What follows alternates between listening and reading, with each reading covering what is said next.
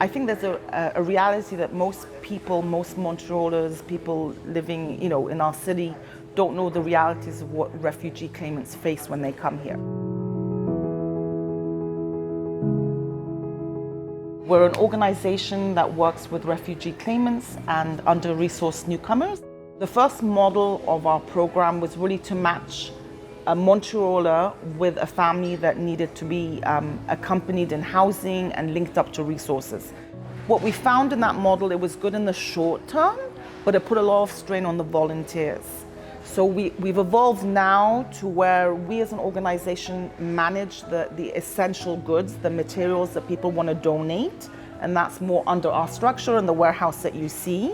And we have what we call sort of our social initiatives program that really ensure that refugee claimant families know what's available in the communities.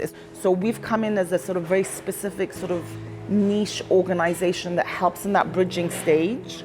And we will call them, we'll follow up, we'll make sure that they know where all their resources are.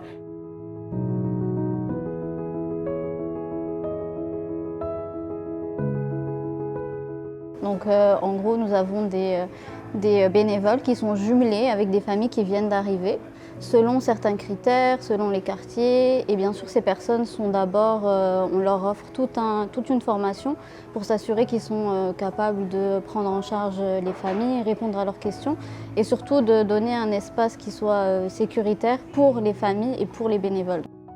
C'est important que les familles sentent qu'on a bien compris le problème et la situation dans laquelle ils sont pour justement nous faire confiance, qu'il y ait cette chimie, en tout cas cette entente entre nous. Donc je trouve que c'est très bien.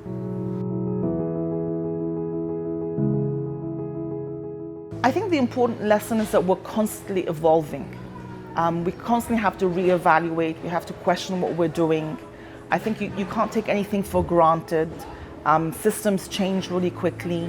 You have to adapt. There's a new legislation, policies change. So I think that's a character of Welcome Collective, that we need to be on our feet and adapt. And I think that's the spirit of everybody here. We're always trying to listen here, take feedback. Moi, je dis toujours que les personnes qu'on accompagne, c'est une population invisible. Il faut vraiment aller la chercher. Je pense que c'est ça qui fait de nous un organisme innovateur, c'est qu'on suit les besoins. Quand on fait un atelier, c'est les demandeurs d'asile qui choisissent le sujet, c'est eux qui vont présenter. Quand on fait des réunions, ils sont toujours invités à participer. Bien sûr, il y a des failles dans le système et pour nous, c'est important de mettre de la lumière dessus, de trouver des solutions. Donc, il y a l'accès aux garderies qui est vraiment problématique. On a des mamans célibataires avec plusieurs enfants qui ne peuvent pas travailler, qui ne peuvent pas aller faire les courses, qui ne peuvent pas tout simplement juste faire le minimum et avoir un minimum d'indépendance. Et quand on a quitté tant de choses et qu'on a perdu parfois des êtres chers, revenir ici, se reconstruire seul avec des enfants en bas âge, c'est important d'avoir accès à un moment de répit, et ça, c'est la garderie. Donc, c'est de faciliter les accès à ça et comprendre que ce sont ces personnes-là qui deviendront certainement les citoyens de demain.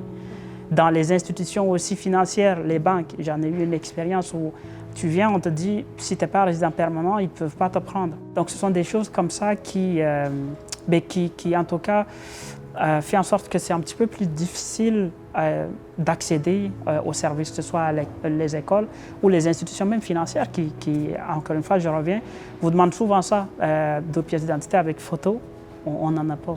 Ou qui disent que le papier blanc, carrément que ce n'est pas un document qu'ils reconnaissent, alors que c'est bien fédéral, c'est vraiment légal, c'est le document qu'on a.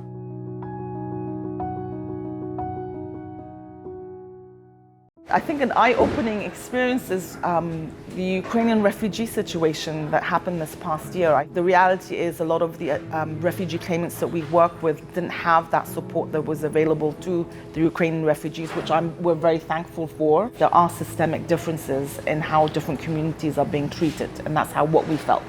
So what we saw, if there's a will, there's a way. So we'd like to apply that same attitude and policy to people who don't have a voice, crossing the border and maybe do not fit that sort of stereotype of coming from Europe and sort of that sort of profile that everybody deserves to be treated equally. And then another important lesson I'd say is the Montreal community wants to help. People want to get involved.